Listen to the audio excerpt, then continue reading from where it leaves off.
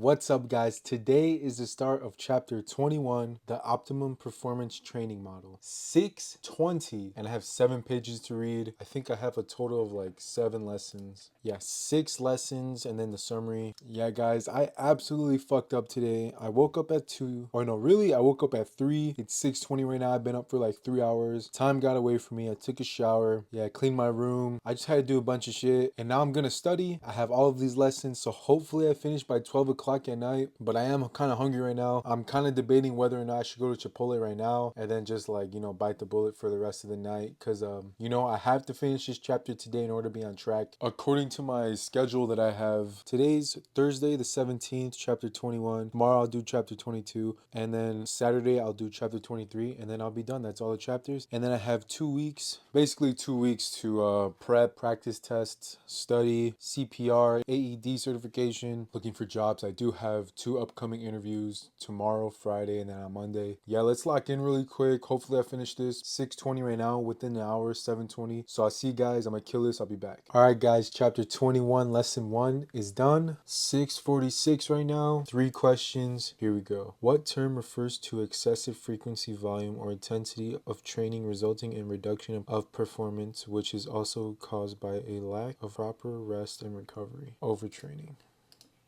Match the following periods, phases of training with the correct description. Meso, monthly. Macro, annual. Micro, weekly. Which of the following is a traditional method of program design that aims to gradually increase the intensity of the training load while simultaneously decreasing volume over a set period of time? I think that's linear.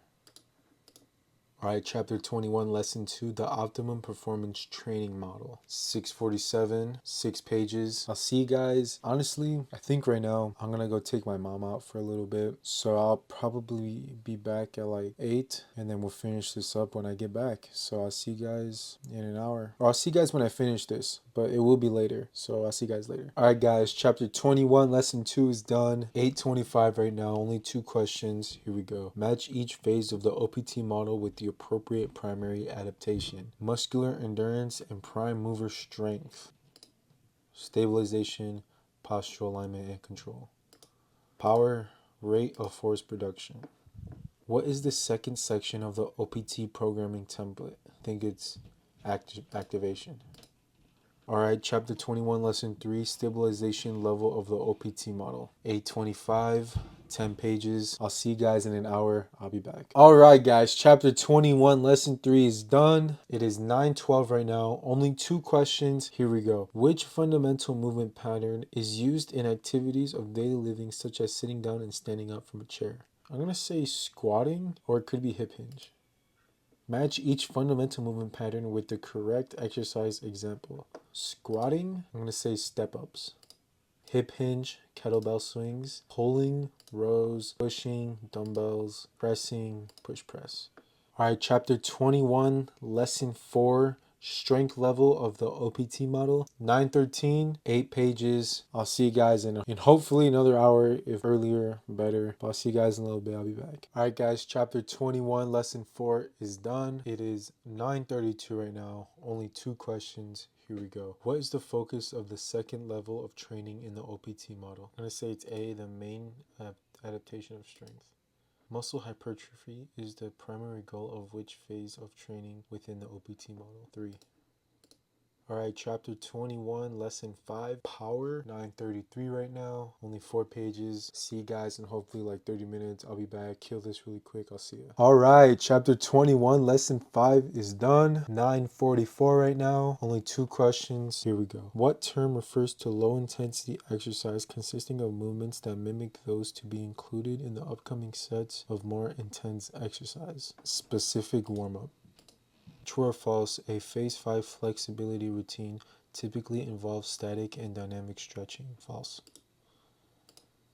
All right, chapter 21, lesson 6, applying the OPT model. 9:45, 7 pages. See you guys in another 30 minutes. I'll be back. All right, guys, chapter 21, lesson 6 is done. It is 9:53 right now. Only 2 questions. Here we go. What is the best way to increase the calories burned? Move more. Match each specific training outcome with the correct application of the OPT model. Progress training from stabilization through the power phase of training. Progress training performs with higher volumes, more sets, reps, and intensities. Cycle the client through the first 3 phases of the OPT model only. Alright, summary. I'm gonna skim through this one because I don't read that one. Not gonna lie, skim through the lesson 6 too. Alright, chapter 21 quiz. Here we go. Which of the following can cause undue fatigue, increase the risk of injury, and potentially lead to burnout? Overtraining. According to the iceberg effect, which of the following training adaptations are considered surface level? Proper movement. What is the primary goal of repeating flexibility training during a cooldown? Restore optimal length tension relationships. Which of the following is not one of the primary levels of the OPT model? Strength. Strength endurance is one. What the fuck? The hip hinge is an important fundamental movement. During a hip hinge, what movements are occurring? Yeah, flexion and extension.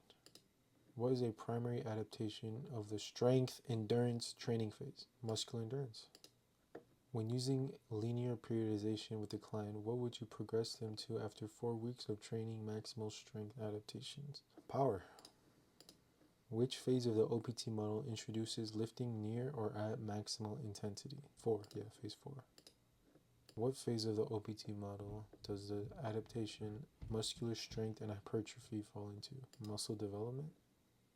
Which of the following is the most effective type of exercise to increase proprioceptive demands in training? I say standing exercises. Alright, I got a 70, average was 75. I say I passed barely.